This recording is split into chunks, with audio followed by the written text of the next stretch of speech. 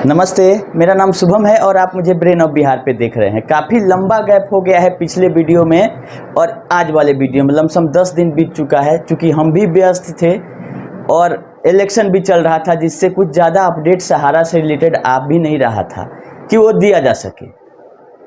तो सबसे पहला नंबर पे है पोर्टल, जिससे कि कुछ पेमेंट मिलने की उम्मीद है, मिल नहीं रहा है। उसी से हम शुरुआत करेंगे कि पोर्टल की स्थिति बहुत दयनीय है। बोल दिया गया है कि 5 लाख तक का रीसबमिशन हम कर रहे हैं, ले रहे हैं, लेकिन हमने जस्ट अभी खोल के ट्राई किया, वो आगे बढ़ ही नहीं रहा। इसका मतलब कि रीसबमिशन पोर्टल सही से काम नहीं शुरू हुआ है अभी तक। तो इसके लिए हम लोगों को केवल इंतज़ार करना होगा कि कब से ये सुचारू रूप से काम करने लगे, क्योंकि हम अभी ट्राई किए हैं रीसबमिशन करने का, 5 लाख से कम ही था, लेकिन वो बोल रहा है कि आपका डाटा मैच नहीं कर रहा है, जबकि सब कुछ मैच है। मैसेज भी आ गया है कि आपका फॉर्म अपलोड हो गया है, इस मेंबरशिप नंबर, इस रिसिप्ट नंबर का।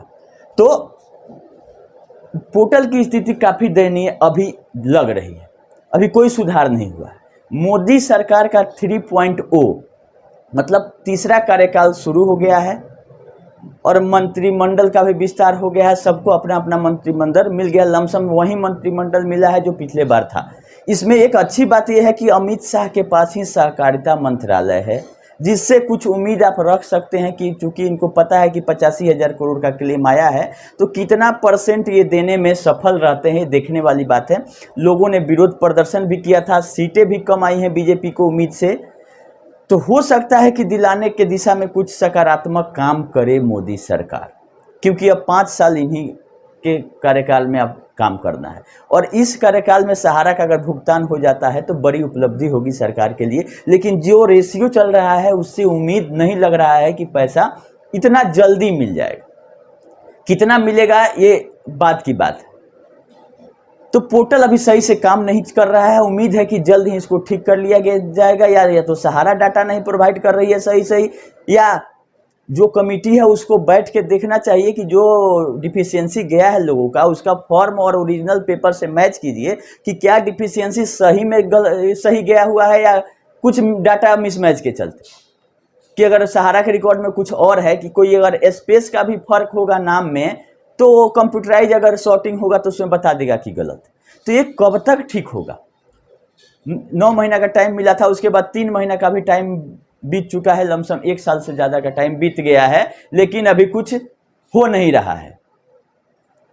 तो हम उम्मीद करते हैं कि जल्दी ही इसको सुधार कर लिए, तभी रीसबमिशन आप लोग करिए। तब तक अपना पेपर आप लोग दुरुस्त कर लिए, चाहे वो राउंड स्टाम्प का बात हो, चाहे सिग्नेचर का हो, सब आप लोग सहारा के एजेंट से मिलके बोलिए कि मेरा सही पेपर कर दीजिए। जब ही रीसबमिशन शुरू होगा, घबरा के नहीं करना है, सही चीज़ उसको देना है, नहीं तो दोबारा में भी आ जा रहा है कि आपका ये सही नहीं है।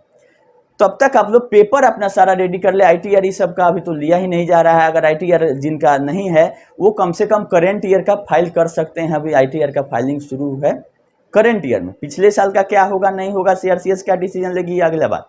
अभी का ITR फाइलिंग शुरू है। फाइनेंशियल ईयर 23-24 जो बीता है पिछले 31 मार्च को, उसका ITR अभी कंटिन्यू हुआ है और 31 जुलाई तक बिना फाइन का फाइल होगा। आप अपने नज़दीकी CA या जो भी फाइल करते हैं उनसे आप करवा सकते हैं। अगला अपडेट है कि सुप्रीम कोर्ट में 2 महीना का और अभी समय है, 2.5 महीना, 3, 4 और 5 सितंबर का डेट है। तो उसी डेट का हम लोगों को पोर्टल से ज़्यादा का उससे उम्मीद रखना चाहिए, क्योंकि ये जो प्रक्रिया है इसमें हमको जो लग रहा है कि मात्र एक आदमी को 10,000 रुपया ही देने का टारगेट है कि 1 करोड़ 22 लाख लोग अगर हैं तो सबको 10-10 हज़ार मिल जाए। उसके बाद अगला इंस्टॉलमेंट का कहीं कोई नामो निशान इसमें नहीं है। तो इस पोर्टल का टारगेट ही है कि सबको 1 करोड़ लोगों को 10-10 हज़ार आप दे दीजिए, या 10,000 से जिसका कम है उसका निष्पादन कर दीजिए। लेकिन टोटल भुगतान इंटरेस्ट का क्या होगा, जो सहारियन का ज्वाइनिंग पॉइंट था उसका क्या करना है, उसका भी डिफिशियंसी आ रहा है। जो सहारियन का जो है उसमें बोला जा रहा है कि आपका अमाउंट ही गलत है जो आप अब डाले हैं, लेकिन हमने बताया था या लोग यही किए हैं कि ज्वाइनिंग पॉइंट को 100 से गुना करके डाले हैं, लेकिन उसके रिकॉर्ड में क्या है नहीं है, तो इसका क्लैरिफिकेशन ना तो CRCS दे रही है ना तो सहारा दे रही है। सहारा का तो काम ही खत्म है, उसके तरफ से कुछ उम्मीद रखना ही बेकार है। खैर, अब सुप्रीम कोर्ट के ऊपर ही सितंबर में निर्भर करता है कि किस हिसाब से इसका केस का फाइनल जो सहारा से भी विवाद है और सारे विवाद का किस तरह से ऑर्डर आता है, उसमें क्या नया गाइडलाइन आता है।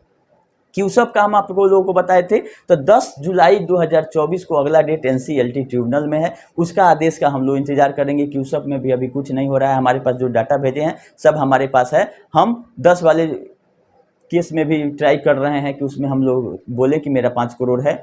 अगर कुछ वहाँ पे पेमेंट का कुछ आदेश आए, तो अगर लिक्विडेशन का आदेश आएगा तो किसी को कुछ भेजने का जरूरत नहीं है, वो एक इन्विटेशन आएगा और उसमें जैसे पोर्टल आया वैसे ऑनलाइन या ऑफलाइन जो भी क्लेम होगा फ्रेश किया जाएगा। लेकिन अभी कुछ करने की ज़रूरत नहीं है क्यूसप वाले। हाँ, क्यूसप east west north south central जो है वो किसी भी केस से उसका कोई लेना देना नहीं है। आप लोग किसी एडवोकेट को रख के और लीगल प्रोसेस शुरू कर दें, क्योंकि ये सब केस का निस्तारण भी हो जाएगा। तो वो सहारा क्यूसप ईस्ट वेस्ट नॉर्थ साउथ का कहीं कोई नामो निशान नहीं है कि उसका भुगतान कैसे होगा।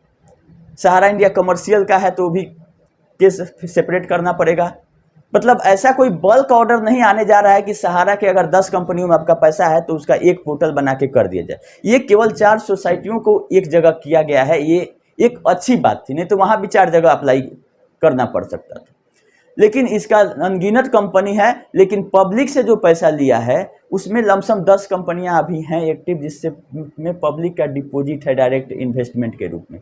कमर्शियल हो गया, क्यूसप हो गया, रियल एस्टेट का भी कुछ लोगों का बॉन्ड बचा हुआ है। तो ये सारा चीज़ डिपेंड करता है सुप्रीम कोर्ट के ऑर्डर पे। तो जैसे ऑर्डर आएगा सितंबर वाला, वो देखने वाला कि 3 दिन का डेट रखा गया है, तो हमको लग रहा है कि फाइनल सुनवाई इस बार हो जानी है, क्योंकि जो जस्टिस संजीव खन्ना जी हैं वहीं चीफ जस्टिस होने वाले हैं नवंबर में। तो अगर एक डेट और भी मिलता है तो अगले बार चीफ जस्टिस वहीं रहेंगे, उन्हीं के बेंच में सुनवाई होगा। तो अगर सितंबर में नहीं होता है तो नवंबर दिसंबर तक केस फाइनल हो जाना चाहिए। लेकिन ज़्यादा उम्मीद है कि 3 डेट अगर दिया गया है तो उसमें कि सितंबर में ही केस फाइनल हो जाएगा। खैर, बहुत दिन से गैप हो गया था, इसलिए सोचे कि अच्छा आप लोगों को अपडेट कर दें। बहुत लोग मैसेज कर रहे थे, टेंशन में थे कि क्या क्यों नहीं वीडियो आ रहा है, थोड़ा हम व्यस्त थे। अब कंटिन्यू वीडियो आएगा, जैसा अपडेट गाइडलाइन हमको समझ में आएगा आप लोग को देते रहेंगे। और आप अपने से भी देखिए क्या सही है क्या गलत है, और अपना पेपर दुरुस्त करके रखिए कि पेपर में कोई ढिलाई नहीं देने जा रही है जिसका 10,000 से ज़्यादा जमा है। 10,000 तक के लोगों का बोला गया था कि फॉर्म में ये सब के बिना भी प्रोसेस हो जाएगा, लेकिन अभी होते हुए नहीं नजर आ रहा। टोटली निगेटिव है। लेकिन सही चीज़ ये है कि सहकारिता विभाग अभी भी अमित शाह के पास है, उनको पता है कि विरोध हुआ है तो इसमें क्या हम कर सकते हैं, कितना % लोगों का भुगतान करते हैं। ये हम सकारात्मक मान के चलते हैं कि अमित शाह ऐसे मंत्री हैं जो चाहेंगे तो हो जाएगा। अगर चाहें भुगतान करना तो कहीं जाएगा नहीं, सुप्रीम कोर्ट में चाहे कहीं भी अगर केस है तो उसको जल्दी से जल्दी लिस्टिंग करा के उसका भी आदेश मंगाया जा सकता है। चलिए, सकारात्मक उम्मीद के साथ इस वीडियो को समाप्त करते हैं। फिर जैसा अपडेट रहेगा जल्दी जल्दी हम आप लोगों को करते रहेंगे। अभी के लिए इतना ही, धन्यवाद।